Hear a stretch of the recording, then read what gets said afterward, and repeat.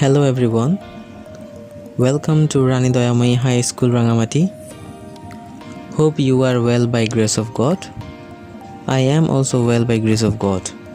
So, every student of class 9 vocational, I am Shubho, the subject teacher. So today I will discuss about acceleration, deceleration or redirection from your physics book. Okay, so today we will know about what is the acceleration or deceleration. So first question is, what is the acceleration? If we think about acceleration, when an object moves with uniform velocity, it has no acceleration. Okay, so if there is any change of velocity when there is an acceleration, okay, what I am saying, if there is a change of velocity, then there is an acceleration. If I can say more clearly, we can say the rate of change of velocity with time is acceleration. Okay, so what we can say, the rate of change of velocity with time is acceleration. Okay, so আমরা যদি জিনিসটাকে আরো lightly নিতে চাই তাহলে তোমরা দেখতে পাচ্ছ আমি এখানে লিখেছি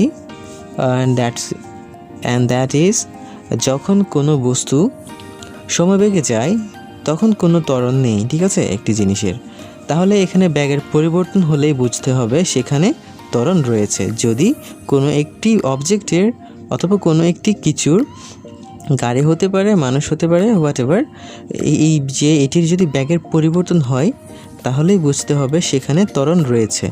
যদি আমরা আরও সুস্পষ্ট করে বলতে চাই তাহলে বলতে হবে ত্বরণ হচ্ছে সময়ের সাথে বেগের পরিবর্তনের হার। ঠিক আছে, সময়ের সাথে, এই যে এখানে আমি লিখেছি, ত্বরণ হচ্ছে সময়ের সাথে বেগের পরিবর্তনের হার।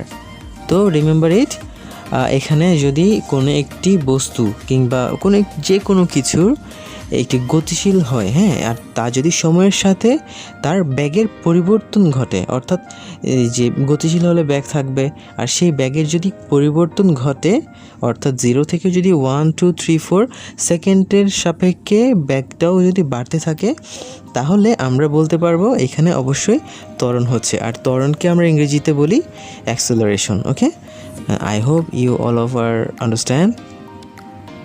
সো এখানে যদি আমরা ত্বরণ চিন্তা করি, ত্বরণ এর একটি সূত্র রয়েছে, সূত্রটি হচ্ছে শেষ বেগ মাইনাস আদি বেগ ডিভাইডেড বাই অতিক্রান্ত সময়, অর্থাৎ মোট অতিক্রান্ত সময়। ঠিক আছে, এখানে শেষ বেগ আদি বেগ কী বোঝাচ্ছে, এটি যদি ক্লিয়ার করতে চাই তাহলে তোমাদেরকে একটি চিত্রের মাধ্যমে বোঝাই। সাপোজ টু বি এইখানে একটি রাস্তা অঙ্কন করেছি, তো এই রাস্তার শুরুতে এখানে একটি মোটরসাইকেল রয়েছে, এই বিন্দু যেটি দিয়েছি, এই বিন্দুটিতে একটি মোটরসাইকেল রয়েছে, অথবা সাইকেলও ইমেজিন করে নিতে পারো, অথবা একটি গাড়িও ইমেজিন করে নিতে পারো। সো এখানে এই বিন্দু থেকে যদি আমরা জিনিসটাকে চালানো শুরু করি, অর্থাৎ এখান থেকে যদি বেগের পরিবর্তন ঘটাতে চেষ্টা করি, তাহলে এইখান থেকে এই যে এই দূরত্ব, ধরে নিলাম এটা 1 সেকেন্ড, আবার ধরে নিলাম এখান থেকে এই পর্যন্ত সেকেন্ড, অর্থাৎ দ্বিতীয় 1 সেকেন্ড, এখান থেকে এই পর্যন্ত তৃতীয়বারের মতো 1 সেকেন্ড, এখান থেকে এই পর্যন্ত চতুর্থবারের মতো 1 সেকেন্ড। অর্থাৎ আমরা বলতে পারি এটা যদি 1 সেকেন্ড হয়, এখানে 2 সেকেন্ড হলো, 3 সেকেন্ড হলো, আর এখানে 4 হলো, 4 সেকেন্ড হলো। এখন গাড়িটি যদি এখান থেকে আমরা সময়ের সাপেক্ষে এই 0, এটা হচ্ছে 0, এই 0 থেকে যদি বেগ বৃদ্ধি করতে চেষ্টা করি বা বেগ বৃদ্ধি করতে চেষ্টা করি, তাহলে এটাকে বলা হয় ত্বরণ। ঠিক আছে, অ্যাকচুয়ালি আমরা এটিকে যদি আরও পরিষ্কারভাবে বলতে চাই, আরও এবং সহজভাবে বলতে চাই, তাহলে সময়ের সাথে বেগের পরিবর্তনের হার হচ্ছে ত্বরণ। ত্বরণ 2 প্রকার হয়ে থাকে, এক হচ্ছে ত্বরণ, এক হচ্ছে মন্দন, অর্থাৎ এক হচ্ছে ধনাত্মক ত্বরণ যেটাকে আমরা ত্বরণ বলি, আর একটি হচ্ছে ঋণাত্মক ত্বরণ বা যেটাকে আমরা মন্দন বলে থাকি। তো যেহেতু আমরা এখন বুঝে গিয়েছি বেগের পরিবর্তনের হারকে ত্বরণ বলা হয়। এখন আমরা এই যে এখান থেকে এটিকে যদি আমরা একদম আদিবেগ চিন্তা করি, আদিবেগ মানে ইউ, ঠিক আছে। অনেক বইয়ে অথবা প্রশ্নে ভি নট দিয়েও ডিনাইট করে থাকে। যদি এটি ভি নট অথবা ইউ থাকে তোমরা কোনো কনফিউজড হইও না, you are v not is same. Okay, v not থাকলেও এটি হচ্ছে আদিবেগ, ইউ থাকলেও এটি হচ্ছে আদিবেগ। তো এই যে এখান থেকে যদি এই বিন্দু থেকে যদি শুরু করে অর্থাৎ বেগ প্রাপ্ত হয়ে সময়ের সাপেক্ষে এই 1 2 3 4, তো সময়ের সাপেক্ষে যদি এর বেগের পরিবর্তন ঘটে এই পর্যন্ত এসে যে বেগটা সে এই পরিবর্তন করবে, সে পরিবর্তনের হারই হচ্ছে ত্বরণ। তো এটি ধনাত্মক হচ্ছে, দেখেন 0 থেকে এখানে 1 2 3 4 হচ্ছে, তাহলে 0 থেকে যেহেতু বৃদ্ধি পাচ্ছে এটাকে আমরা পজিটিভ অর্থাৎ ত্বরণ বলতে পারি। তাহলে আমাদের সংজ্ঞাটা কী দাঁড়াচ্ছে? আচ্ছা, তার আগে বলি, এটি যদি ইউ অথবা ভি নট আদিবেগ হয়ে থাকে তাহলে শেষ বেগ কী হবে? শেষ বেগ হবে ভি। ঠিক আছে, তাহলে আদিবেগ শেষ বেগ বুঝতে পেরেছি। আদিবেগ মানে কি? যখন স্থির ছিল অর্থাৎ শুরুতে, ঠিক স্থিরভাবে পড়বো না, আমরা পড়বো হচ্ছে শুরুর বেগ প্রাপ্ত হওয়ার শুরুতে যে অবস্থানটি রয়েছিল, যে অবস্থানটি ছিল তার, সেটি হচ্ছে আদিবেগ। আর যে গতিপ্রাপ্ত হওয়ার পরে শেষে যেখানে থামবে বা থেমেছে সেটি হচ্ছে শেষ বেগ। আশা করি তোমরা সবাই বুঝতে পেরেছ। এখন যদি আমরা ত্বরণ এবং মন্দন এই জিনিসটাকে আলাদা করতে চেষ্টা করি, তাহলে ত্বরণ, ধনাত্মক ত্বরণ অর্থাৎ পজিটিভ যেটি বলেছিলাম ত্বরণ, এই ত্বরণ হচ্ছে সময়ের সাথে বেগের বৃদ্ধির হারকে ত্বরণ বলে, আর সময়ের সাথে বেগের হ্রাসের হারকে মন্দন বলা হয়। ঠিক আছে, তো এইখানে এই জিনিসটা একদম সিম্পলভাবে ভাবতে হবে। যদি আমরা ত্বরণ জিনিসটা বুঝতে পারি ইজিলি মন্দনও বুঝে যাব। ঠিক আছে, তো এই ঘটনাটা হবে কীরকম? ঘটনাটা হবে 0 থেকে সময়ের সাপেক্ষে বেগ বৃদ্ধি পাচ্ছিল, ওটা ঠিক উল্টাটা হবে। অলরেডি গতি আছে এমন গাড়ি থেকে, অর্থাৎ গাড়িটিকে যদি আমরা ব্রেক করি বা 0-তে নিয়ে আসতে চেষ্টা করি, তাহলে ঠিক গতিপ্রাপ্ত গাড়িকে আমরা যখন 4 3 2 1 0 এই ধরনের করে স্পিড কমিয়ে ফেলছি, তখন এটিকে আমরা ঋণাত্মক ত্বরণ অথবা মন্দন বলতে পারি। আশা করি তোমাদের কনসেপ্টটা ক্লিয়ার হয়েছে। তাহলে ত্বরণের একটি মাত্রা রয়েছে। কেন? বেগে যেহেতু দিক এবং মান দুটি আছে, তাই ব্যাগের পরিবর্তন দুইভাবে হতে পারে আমি বলেছি। ঠিক আছে, তো তোমরা আগের উদাহরণে যখন আঁকাবাঁকা পথে সাইকেল চালিয়ে গিয়েছো, তখন যতবার তুমি বাঁক নিয়েছো ততবার তোমরা ব্যাগের পরিবর্তন করেছো, অর্থাৎ ব্যাগের পরিবর্তন হয়েছে মানে তোমার ত্বরণ হয়েছে।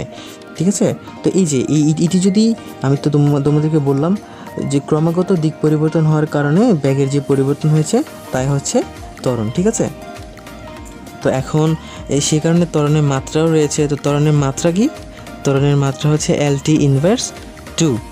তো আমি আগেই বলেছিলাম LT ইনভার্স 2কে LT টু দি পাওয়ার -2 বলা যায়। তো ত্বরণের একক হচ্ছে ms ইনভার্স 2 অথবা m/s²। তো তোমাদের জিনিসটা আগেও আমি বেশ কয়েকবার ক্লিয়ার করে দিয়েছি কোনো না কোনো সাবজেক্টে। তো এখানে আরেকবার যদি ক্লিয়ার করতে চেষ্টা করি তাহলে সেটি হবে এই যে মিটার সেকেন্ড ইনভার্স 2, এটিকে আমরা ইজিলি বলতে পারি m/s²। ঠিক আছে, আর এটা কেন আমি তোমাদের ইলেকট্রিক্যাল অর্থাৎ ট্রেড 1-এ বলেছিলাম, তোমরা একটু কষ্ট করে সেগুলো একটু মনে রাখার চেষ্টা করবে, কারণ একটা জিনিস তো বারবার বলাটা ঠিক মানে বলা হয়ে ওঠে না, তাই না? আচ্ছা ঠিক আছে, এখন এখানে আমরা আদিবেগ শেষ বেগ যে অঙ্ক করার সময় যে ত্বরণ বের করতে বলা হয় অথবা এই যে কোনো কিছু যদি বের করতে বলা হয়ে থাকে, তাহলে আমাদের অবশ্যই এগুলোর এককগুলো এবং এদের এই যে স্যাম্বলগুলো সম্পর্কে জানতে হবে। ঠিক আছে, তো দেখো এখানে আদিবেগ বলতে ইউ অথবা ভি নটকে বোঝানো হয়েছে। যদি প্রশ্নে ভি নট থাকে তাও আদিবেগ ডিনাইট করবে, আর যদি ইউ থাকে তাও আদিবেগকে ডিনাইট করবে। আর শেষ বেগ হচ্ছে ভি। ওকে, আর ত্বরণ হচ্ছে এ, অ্যাক্সেলারেশন থেকে এ নেওয়া হয়েছে, অ্যান্ড সময় হচ্ছে টি। ঠিক আছে, টাইম। তো আশা করি তোমরা সকলে বুঝতে পেরেছো।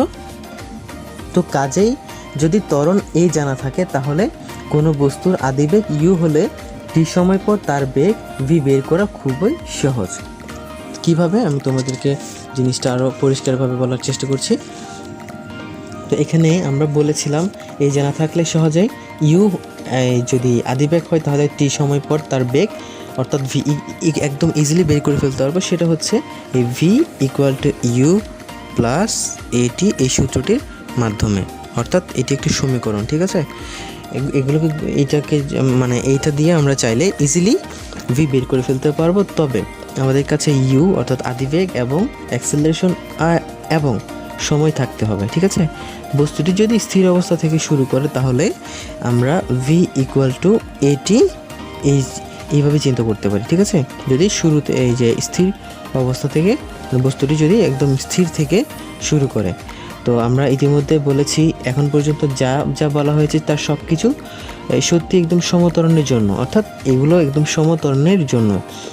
যদি সমতরণ না হয় তাহলে কিন্তু এত সহজে শুধু আদি বেগ আর শেষ বেগ থেকে ত্বরণ বের করা সম্ভব নয়, অর্থাৎ বের করা যাবে না। আমরা আমাদের চারপাশে যেসব উদাহরণ দেখি, যে গাড়ি ধরো, ট্রেন বা সাইকেলের গতি, তাদের ত্বরণ প্রায় সব সময় অসমতরণ থাকে, অর্থাৎ এই যে স্পিড হচ্ছে কমছে, বাড়ছে কমছে, এই ধরনের, ঠিক আছে। যেমন একটি গাড়ি যদি স্থির অবস্থা থেকে শুরু করে তাহলে ধীরে ধীরে যদি বেগবান অর্থাৎ বেগপূর্ণ হয়, যদি বেগ পেতে পারে, বৃদ্ধি করে তাহলে তার ত্বরণ শূন্য থেকে শুরু করে ধীরে ধীরে একটি মানে পৌঁছায়। গাড়ি যখন তার পূর্ণ বেগের মধ্যে পৌঁছায় তখন তার গতি আর বাড়ে না, অর্থাৎ লাস্ট যেটা থাকে তার ক্যাপাসিটি অতটুকু থাকে, আর বাড়ে না, বৃদ্ধি পায় না, অর্থাৎ ত্বরণ আবার শূন্য হয়ে যায়, ঠিক আছে। তো এই যে আবার গাড়িটি যদি বেগ কমিয়ে থামতে শুরু করে তাহলে মন্দন হতে থাকে। ওই যে বলেছিলাম, এই যে স্থির থেকে যদি বাড়তে থাকে এই বৃদ্ধির হারকে ত্বরণ বলে, আবার বৃদ্ধি থেকে যদি কমতে থাকে তাহলে তাকে মন্দন বলা হয়ে থাকে। গাড়িটি যদি পুরোপুরি থেমে যায় তাহলে তো জিরো হয়ে গেল, তাই না? আচ্ছা, সো তাহলে আমরা ইজিলি বলতে পারি তার বেগ এবং ত্বরণ দুটোই কিন্তু শূন্য হয়ে যাবে, ঠিক আছে। তো তোমাদের এই যে মনে হতে পারে সমতরণের উদাহরণ খুঁজে পাবো যে খুব কঠিন। আসলে আমরা আমাদের চারপাশে যা কিছু দেখি তার মাঝে কিন্তু সমতরণের খুব চমৎকার উদাহরণ রয়েছে। সেটি আমরা মাধ্যাকর্ষণজনিত ত্বরণ বলতে পারি, যেমন জি। মাধ্যাকর্ষণজনিত ত্বরণ তোমরা অষ্টম শ্রেণীতে অবশ্যই কনসেপ্টটি পড়েছো। অর্থাৎ এই যে আমরা যেটি এটি যদি স্থির ধরি, এটিকে যদি আমি গতি দিই একসময় গিয়ে এসে থেমে যাচ্ছে, কেন? এটা অ্যাকচুয়ালি ঘর্ষণের কারণে, এবং এটি এই যে এর যে জি আছে, জি অর্থাৎ মাধ্যাকর্ষণ, ঠিক আছে, গ্র্যাভিটেশন, ওই যে পৃথিবী যে ত্বরণে তাকে নিজের দিকে আকর্ষণ করছে, কেন্দ্রের দিকে আকর্ষণ করছে সেটি, ঠিক আছে। তো পৃথিবী মানে এই যে এইভাবেই চিন্তা করা যায়। তো আমরা যদি একদম ইজিভাবে চিন্তা করতে পারি তাহলে এই যে ত্বরণ মন্দন এগুলো কিন্তু খুব খুব খুব একদম ইজি কিছু জিনিস, ঠিক আছে। তোমাদের যেটি ভালো করে শিখতে হবে সেগুলো হচ্ছে সংখ্যাগুলো, এবং এগুলো বুঝতে হবে ভালো করে। And most important point is গতির সমীকরণ, অর্থাৎ ইকুয়েশনস অফ মোশন। তো গতির কিছু সমীকরণ রয়েছে। এখন সেগুলোতে যাওয়ার পূর্বে আমি তোমাদেরকে কিছু তাদের রাশিগুলো রয়েছে সেই রাশিগুলো সম্পর্কে একটু হালকা ধারণা দেওয়ার চেষ্টা করব। তোমরা এগুলো নিশ্চয়ই নোট করে নিবে আশা করি। তো এখানে আমাদের যে সমীকরণ করতে গিয়ে যেগুলো তার প্রয়োজন হবে সেটা হচ্ছে ইউ। ইউ কি? ইউ বলেছিলাম তোমাদেরকে আদিবেগ। ওকে ফাইন, এটিকে আবার ভি নট দিয়েও বলা হয়ে থাকে। আর এ কি? এ হচ্ছে, এটিও বলেছিলাম ত্বরণ। ইতিমধ্যে তোমরা প্রায় জেনেছো, তাও আমি আরেকবার বলছি কারণ কিছু কিছু জিনিস আছে যেগুলো তোমরা এখনও হয়তো জানো না। যেমন টি, এটি নিশ্চয়ই জানো, এটি হচ্ছে সময়, মানে যে সময়টুকু অতিক্রান্ত হয়েছে। তা আমি ইজিলি সময় লিখে দিতে পারছি। আর এরপরে যদি ভি চিন্তা করি, এটিও তোমরা ইতিমধ্যে জানো, অবগত হয়েছে, যেটা হচ্ছে অতিক্রান্ত সময়ের পর বেগ, ঠিক আছে। কী বলেছে? অতিক্রান্ত সময়ের পর যে বেগটি অর্থাৎ শেষ বেগ সেটি, ঠিক আছে। আমরা বলতে পারি এটি হলো শেষ বেগ, ঠিক আছে। এখন নতুন করে যেটা জানবো সেটা হচ্ছে এস হচ্ছে অতিক্রান্ত সময়ে যে দূরত্ব অতিক্রম করেছো, ঠিক আছে। তো এখানে হচ্ছে টোটাল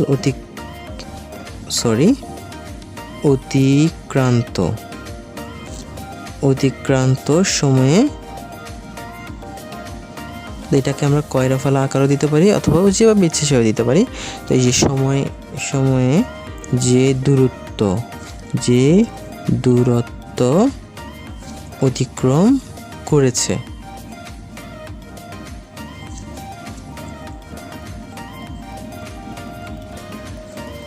ঠিক আছে। ওকে ফাইন, অর্থাৎ এই রাশিগুলো কখনোই দিকের পরিবর্তন হবে না। মানে এগুলো ভেক্টর হিসেবে বিবেচনা না করে শুধু এগুলোর মান নিয়ে আলোচনা করা হলেই কাজ চলে যাবে, ঠিক আছে। এই রাশিগুলোর মাঝে যে সম্পর্ক রয়েছে তার প্রায় সবগুলো এর মাঝে আমরা বের করে ফেলেছি। শুধু একটি বাকি রয়ে গেছে, সেটি হচ্ছে এস বা অতিক্রান্ত দূরত্বটা। তো যদি আমরা মনে করি কোনো ত্বরণ না থাকে তাহলে বেগের পরিবর্তন হয় না জানি, তাই আদি বেগ আর শেষ বেগ সমান, ইউ ইকুয়াল টু ভি বলা যায়। তখন কি বলা যায়? ভি ইকুয়াল টু ইউ বা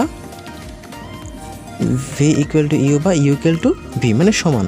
তাহলে আমরা সহজে বলতে পারি s equal to v into টি।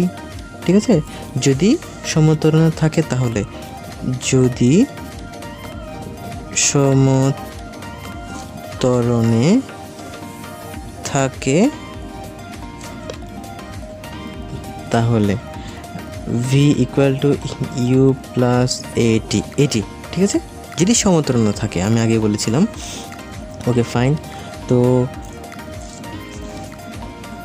যার অর্থ সময়ের সাথে সাথে বেগের পরিবর্তন হওয়া। ঠিক আছে, তো ইজিলি তোমরা জিনিসগুলো বুঝতে পেরেছো হয়তো।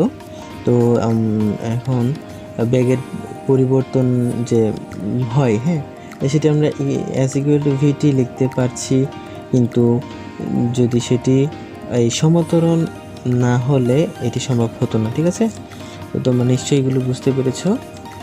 তো আমি আরও সহজেই এই যে গতির সমীকরণ যেগুলো রয়েছে, ইকুয়েশন অফ মোশন, তোমাদের 4টি ইম্পর্টেন্ট সমীকরণ রয়েছে, সেগুলো নিয়ে আমি পুনরায় হাজির হব।